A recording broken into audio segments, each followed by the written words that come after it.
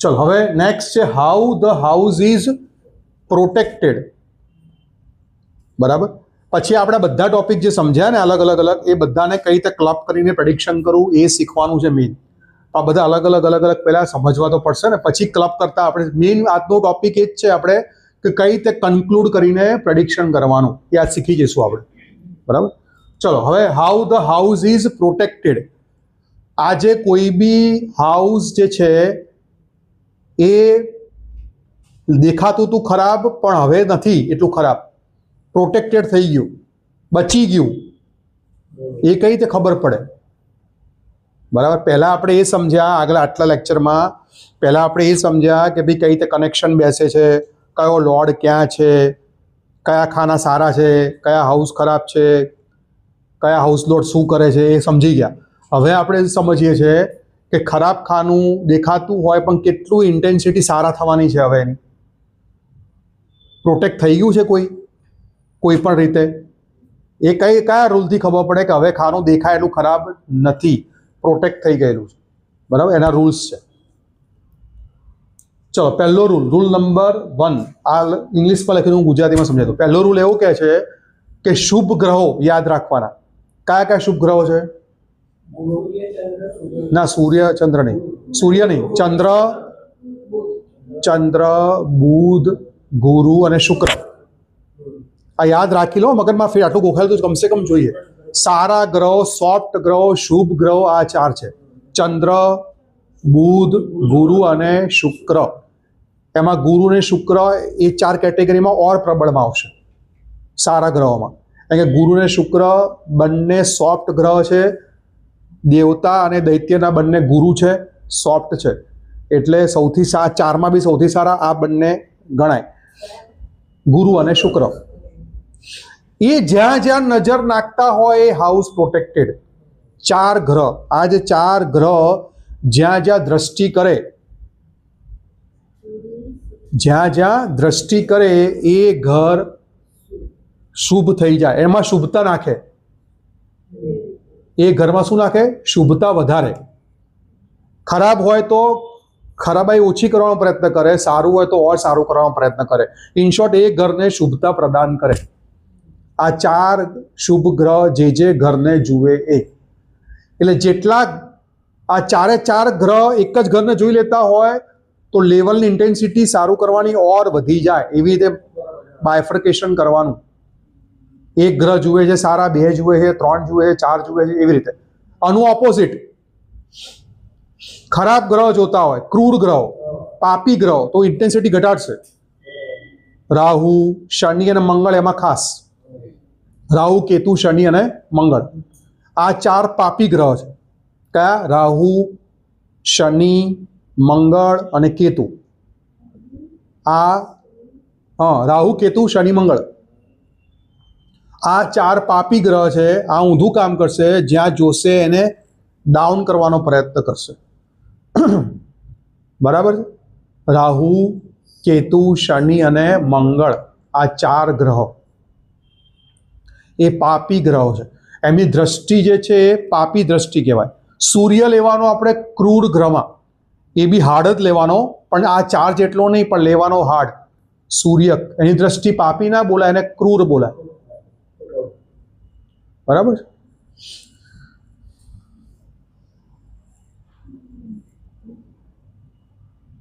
એટલે જે આ શુભ ગ્રહો એટલે બેનિફિક કહેવાય. બેનિફિક પ્લેનેટ પ્રોટેક્ટ કરે હંમેશા હાઉસને. ના, સૂર્ય ક્રૂરમાં જ લેવાનો, સારામાં લેવાનો નહીં, દ્રષ્ટિમાં. ખબર પડી? હવે પાપી ગ્રહ, દ્રષ્ટિ તો બરાબર, પાપી ગ્રહ જ્યાં બેઠા હોય ત્યાં બી બહુ સારું કરતા નથી. જનરલી પાપી ગ્રહની ટેન્ડન્સી બેઠા હોય ત્યાં બી સારી કરવાની તો નથી જ. બરાબર. આ યાદ રાખી જ લેજો કે જે ગ્રહો શુભ છે એ હંમેશા હિત ઈચ્છે આપણું એ ટાઈપનું છે. ભલે એ કુંડલી પ્રમાણે ખરાબ ગ્રહ નીકળીને આવ્યો હોય ને તો બી. શું કહેવા માંગુ છું? માનો કે 2 નંબરની કુંડલી છે, 2 નંબર કઈ વૃષભ લગ્ન, તો 2 નંબરની કુંડલીમાં ગુરુ ખરાબ ગ્રહમાં નીકળશે. તમે કાઢશો તો અહીંયા 2 નંબર હશે ને, અહીંયા 2 હોય તો અહીંયા 2, 3, 4, 5, 6, 7, 8, 9 9 અહીંયા આવશે કે નહીં?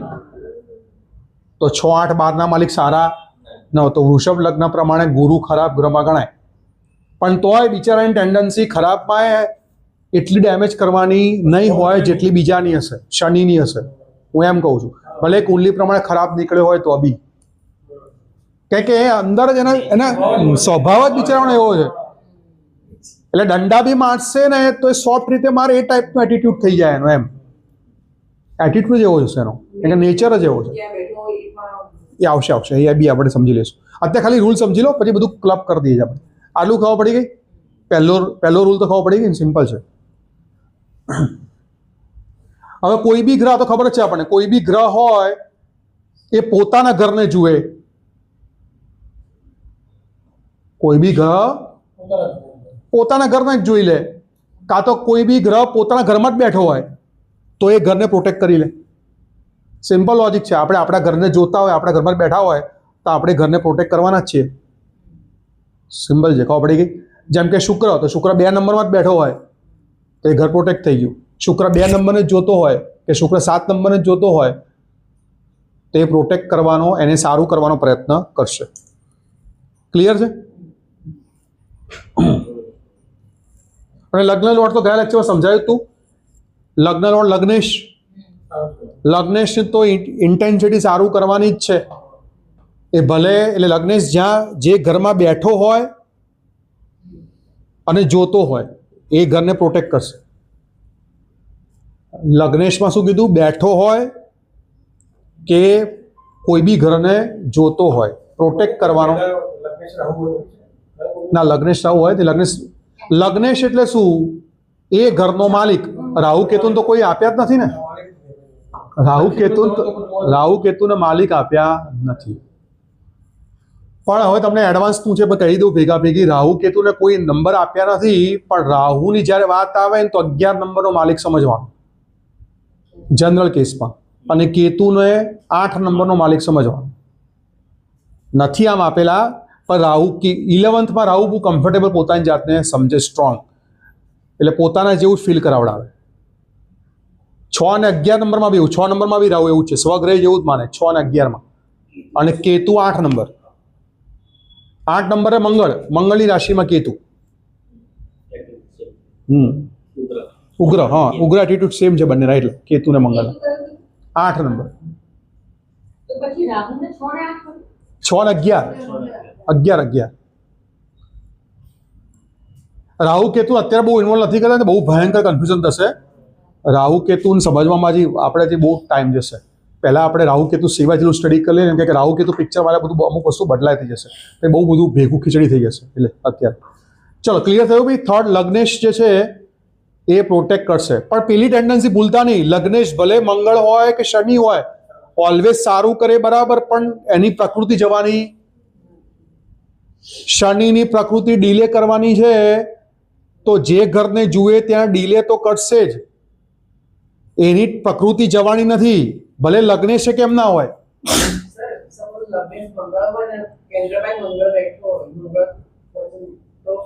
એ જોવું પડે ક્યાં કેન્દ્રમાં છે. મંગળ ભલે લગ્નેશ હોય પણ 7th હાઉસમાં બેઠો તો સારો નહીં, કારણ કે 7th હાઉસની અંદર 4thમાં બી સારો નહીં, કારણ કે 4thમાં ઘરનું વાતાવરણ છે, એમાં ક્રૂર ગ્રહ કોઈ બી સારા નહીં. ઘરની અંદર તો સોફ્ટ ગ્રહ જ જોઈએ, કારણ કે 4th હાઉસ આપણું પોતાનું ઘર છે, માનસિક શાંતિ છે. તો માનસિક શાંતિમાં જેટલા સોફ્ટ પ્લેનેટ હોય એટલું સારું. મેરેજનું ખાનું છે તો મેરેજના ખાનામાં સોફ્ટ ગ્રહ સારા.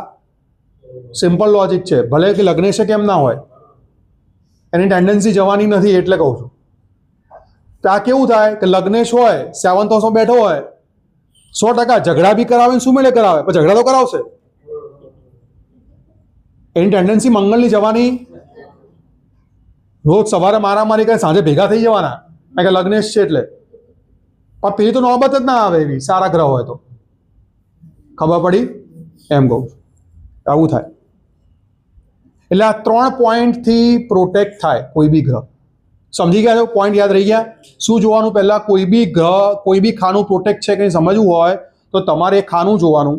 એ ખાના ઉપર જોવાનું કે ચંદ્રની દ્રષ્ટિ છે, ખાના ઉપર બુધની દ્રષ્ટિ છે, ગુરુની છે, શુક્રની દ્રષ્ટિ છે. આનાથી વિપરીત દ્રષ્ટિ છે રાહુ, શનિ, મંગળ, કેતુ. સમજી ગયા? એટલે પ્રમાણે ઇન્ટેન્સિટી ખબર પડશે. પછી શું જોવાનું? એ જે ખાનું છે એમાં પોતે જ બેસી ગયો છે ગ્રહ, કાં તો પોતાના ઘરને જ જુએ છે. અને લગ્નેશ બેઠો છે. લગ્નેશ ખબર પડી ગઈ ને કોણ છે હવે તો? જેથી કુંડલી સ્ટાર્ટ થાય એનો માલિક લગ્નેશ જ બેસી ગયો છે, લગ્નેશ જ જુએ છે, તો પ્રોટેક્ટ થાય. આટલી વસ્તુથી ખાનું પ્રોટેક્ટ થાય. ડેમેજ હોય તો બહાર આવી જાય અને સારું હોય તો ઓર સારું થાય. આવું થશે. આ ઇન્ટેન્સિટી ડિસાઇડ કરશે. હા, તો બી મારક ખાનામાં બેઠો હોય ને તો બી, જેમ કે એક એક્ઝામ્પલ લઉં એટલે સમજ પડશે. તમારો સવાલ સારો છે, હું સમજાવું તમને. જો હવે એક્ઝામ્પલ ચાર્ટ આપણે લઈ લઈએ. એક ડાયરી હશે મારી લેપટોપ બેગ ક્યાં છે? હારી નીચે. હા બસ એમ. હવે હું કુંડલી કહું ને ડ્રો કરો તો તમને ખબર પડે કઈ રીતે પ્રોટેક્ટ થાય.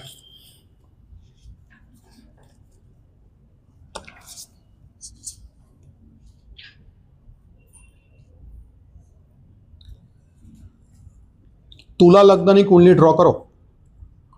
તુલા લગ્ન એટલે 7 નંબરથી સ્ટાર્ટ થાય.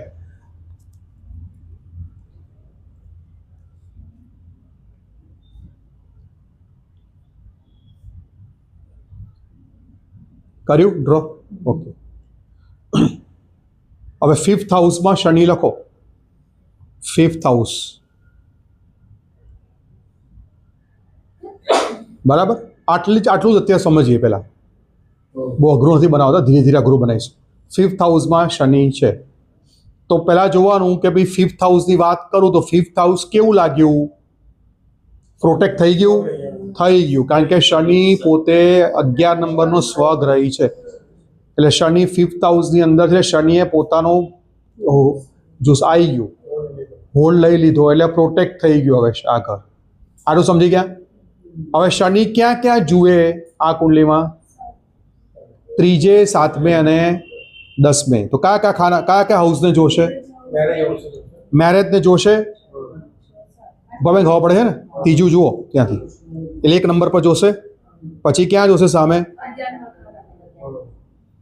ના સામે 5 નંબર આવે ને, 5 નંબર વાળી રાશિને જોશે ને. હા, અને બીજા કોને જોશે? 8 નંબર લખ્યું ત્યાં જોશે. ભાઈ આટલું સમજ્યા કે નહીં બધા? હવે હું અત્યારે 7th હાઉસની જ વાત કરું, બહુ લાંબી નહીં. 7th હાઉસ કેવું શનિની દ્રષ્ટિથી? 7th હાઉસ, 7th હાઉસ પર દ્રષ્ટિ ગઈ કોની? શનિની ગઈ.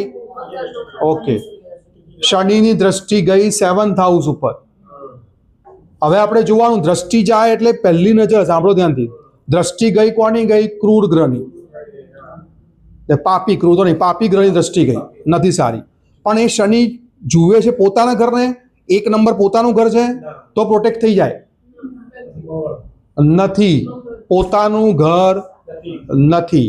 પોતાનું ઘર નથી. ઓકે, કઈ હજી એક પોઈન્ટ બાકી છે. લગ્નેશ છે શનિ?